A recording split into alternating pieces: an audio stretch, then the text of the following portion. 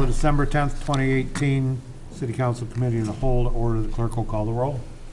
Borowitz, Brooks, Here. Crawford, Here. Frank, here. Freeman, here. Porter, Here. Radcliffe, Here. Sanderson, Here. Snow, Here. Stevens, Here. 9 present. Thank you. Under public comment this evening, we have none. The same with public forum. Under reports of officers, boards, and special committees, building, planning, and zoning, unfinished business, we have none. Building, planning, and zoning, new business, we have none. Public Works, unfinished business, we have none. Public Works, new business. An FYI from Brent Anderson for you guys to examine and look at the streets in your wards and come back with any other requests or changes you'd like to see. Which brings us number 5, other fire department portable radios. Chief Heiser, would you like to address the group? Yes, tonight I have with me Captain Shadle, who is in charge of our communications, and he has some things he'd like to go over with you. Thank you. We're in the process at the fire department past couple of years of updating our portable radios. We started this 2 years ago. This is the next phase.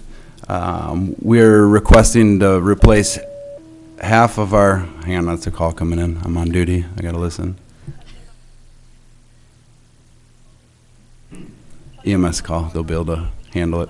So we're replacing our oldest radios. They're anywhere between 15 and 18 years old. I think the newest models of these may be about at least 12 years old.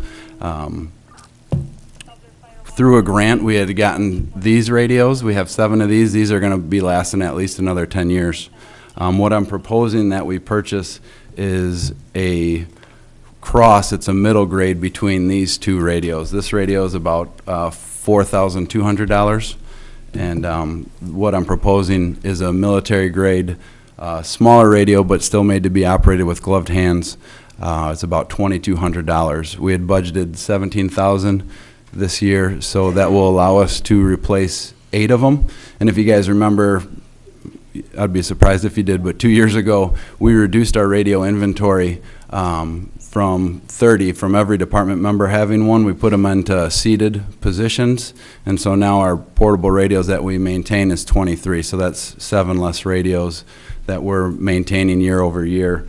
The proposal tonight is to buy 8 Apex 4000 radios, a total of $16,882.92 to replace 8 of the oldest HT 1250s. Again, this is a Motorola product. All our radios go through Motorola, and they're state bid pricing, so they're, no matter which vendor it is, the price will be the same. I did branch out and look at Kenwood radios.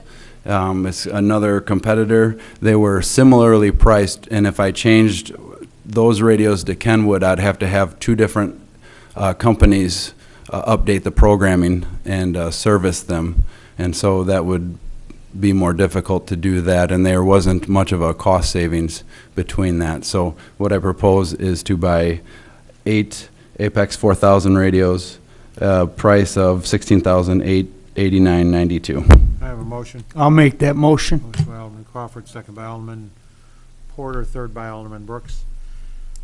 Addition, questions, or comments concerning the motion now on the floor? Yes, Alderman Porter. Just one. What was this subscriber programming? They just program the radios for you? Is that? The subscriber programming, I think it's built in to the price to make it what we need it. The radios these days can either be analog, they can be P25, they can be Starcom, and they often can be multiple. And so what they do is they have to program it to run what you want it to run. I believe that's what the subscriber programming is. I believe there will be an additional programming charge once we get those, but we'll be paying for that out of our line item for maintenance. Additional questions or comments? Hearing none, all those in favor signify by saying aye. Aye. Any opposed? Motion is passed unanimously forward to City Council for final disposition. Alderman Sanderson. Yes, Your Honor, we kind of breezed by the MFT. I appreciate that we get a chance to look at it. I was just wondering if any of the MFT funds that were raised by the tax increase is that being figured in for road construction, or how's that going to be used? Could you? Becky, do you have any comment on that? Well, what I think Brent's talking about here is mostly the state motor fuel tax money that we receive. I don't think he has budgeted in the local motor fuel tax money as of yet. He'll work on that for next year's budget. I guess I would have to, do you know if he's figured that into the amount? All right, thanks. Anything else? Okay.